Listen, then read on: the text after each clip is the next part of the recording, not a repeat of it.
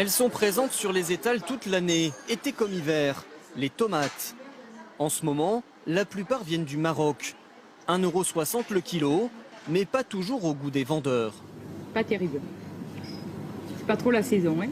Où sont cultivées ces tomates, vendues même en hiver? Comment les prix peuvent-ils être si bas, hors saison? Nous avons remonté toute la filière de la tomate. Et c'est à Agadir qu'il faut aller, dans le sud du Maroc.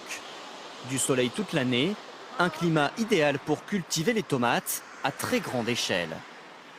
Et c'est vu du ciel que ces cultures apparaissent dans toute leur étendue. Ces rectangles blancs, ce sont des serres immenses, dans lesquelles sont cultivés les fruits et légumes que nous consommons tout l'hiver. Voici ce que les agriculteurs marocains appellent le jardin de l'Europe. Omar Mounir est l'un des plus gros producteurs de la région. À 72 ans, il possède 150 hectares de serres. Alors faites attention, on a fait il y a beaucoup de portes à traverser.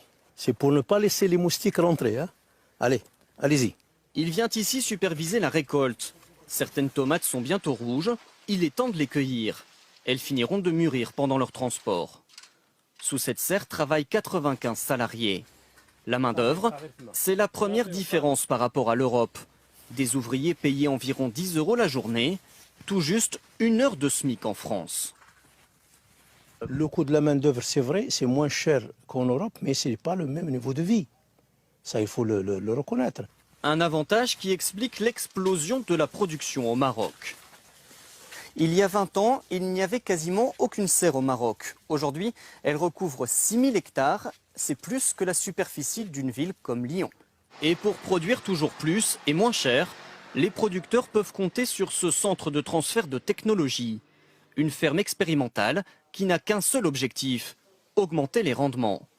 Le directeur, c'est Brahim Wadish. Dans ses serres, il fait la chasse au gaspillage. Ici, par exemple, un système d'irrigation qui programme les arrosages à la goutte près. Ici, on veut économiser de l'eau. Donc, on veut voir quelle est la dose et la fréquence optimale pour avoir le meilleur rendement. Et on peut économiser jusqu'à combien d'eau? On peut économiser jusqu'à 50% d'eau. Un peu plus loin, le scientifique perfectionne des techniques de culture hors sol, semblables aux plus modernes employées en Europe. Des blocs de plastique remplis de fibres végétales. Avec ces innovations, la culture marocaine est ultra compétitive. Ses importations en France ont plus que doublé depuis 10 ans, quand la part de marché des grandes rivales espagnoles est en légère baisse. Cette recette, efficace pour la tomate, les producteurs l'appliquent désormais à d'autres cultures, comme celle du poivron. Dans sa station de conditionnement, Omar Mounir emballe ce jour-là des légumes cueillis il y a quelques heures seulement. Ce qui est en train d'être préparé, il va être, une fois refroidi, il va être chargé dans la nuit. Direction Perpignan, porte d'entrée du marché français. Et côté transport, les producteurs font là aussi tout pour réduire les coûts. Il y a 10 ans, toute la marchandise partait par camion. Coût 21 centimes par kilo. Le bateau est aujourd'hui moins cher, seulement 15 centimes par kilo.